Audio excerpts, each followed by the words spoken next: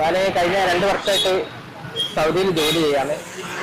ഈ കഴിഞ്ഞ 16-ാം തീയതി കാലത്ത് 11 മണിക്ക് മുതൽ എൻ്റെ ഭാര്യയെ കുട്ടിയെ വീട്ടിൽ നിന്ന് കാണാതായിട്ടുണ്ട്. ഇന്നേക്ക് ഏതാണ്ട് 8 ദിവസത്തോളായി.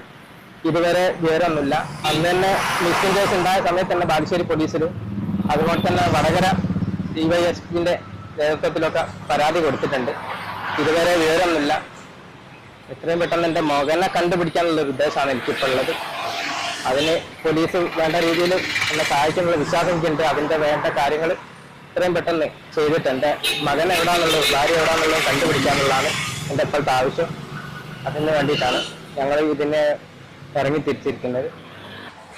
കഴിഞ്ഞ 4 വർഷമായിട്ട് ഞാൻ പ്രവാസിയാണ്. അതിൻ്റെ മുന്നേ വിവാഹം കഴിഞ്ഞ് ഏകദേശം 8 വർഷത്തോളം ഞാളങ്ങ് ഒരുമിച്ച് ഇവിടെ താമസിച്ചതാണ്. നാട്ടിൽ തന്നെ ആയിരുന്നു.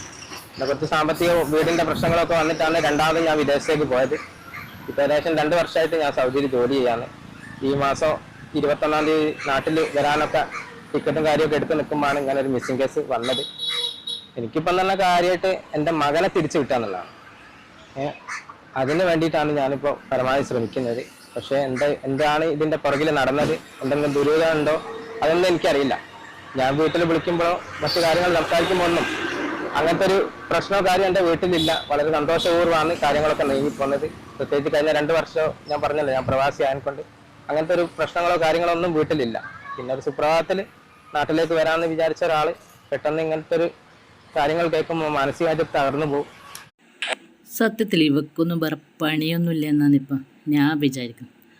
നല്ല സുന്ദരമായിട്ട് ജീവിക്കുന്ന പെണ്ണുങ്ങന്മാർ എടുക്കുന്ന പണിയാണ് ഇതട്ടാ. ഇവൾക്ക് അത്യാവശ്യത്തിന് ഇവളെ കെട്ടിയവന് വീടും വെച്ചു കൊടുത്തിന്, നല്ല സുഖസുന്ദരമായ കഷ്ടപ്പാടില്ലാത്ത ജീവിതം അയാൾ കൊടുത്തിന്. എന്നിട്ട് അതൊക്കെ വലിച്ച് ചാടിയിട്ടാണ് ഇപ്പം ഈ ഷഹല എന്ന് പറയുന്ന പെണ്ണും അവൻ്റെ ജയ്സൽ എന്ന് പറയുന്ന അവൻ്റെ ഭാര്യയാണ് ഷഹല. പിന്നെ അവൻ്റെ മകൻ ഹൈമൻ മുഹമ്മദ് എന്ന് പറഞ്ഞാൽ 7 വയസ്സുകാരൻ. ആ കുട്ടീനെയും കൂട്ടിയിട്ട് ഇവൾ പോയി. ഇപ്പം പല വീഡിയോയിലും പറയുന്നത് വെച്ചാൽ പിന്നെ അടുത്തുള്ള ഒരു മൊബൈൽ ഷോപ്പുകാരൻ്റെ കൂടെയാണ് ഇവൾ ഒളിച്ചോടിയത്. നിൻ്റെ ജീവിതം തൊലഞ്ഞടി. പക്ഷേങ്കിൽ ഇങ്ങനെ കച്ച കെട്ടിയിട്ട് ജീവിതം തൊലക്കാൻ ഇറങ്ങുമ്പം ആ ഭർത്താവിനുണ്ടായ ആ കുട്ടീനെങ്കിലും നീ അവിടെ ഉപേക്ഷിച്ചിട്ട് പോകണം. കാരണം നിങ്ങളെ ഈ സുഖലോലുപനായ ആ ഒരു ദിനങ്ങളിൽ ആ കുട്ടിയാണ് ഇരയാകൽ. കാരണം അങ്ങനെ പല പ്രശ്നങ്ങൾ ഇതിനു മുന്നേ നടന്നിട്ടുണ്ട്. അപ്പം നിൻ്റെ ഈ സന്തോഷത്തിൽ ആ കുട്ടീനെ നീ ഒരിക്കലും ഇരയാക്കാൻ പാടില്ല.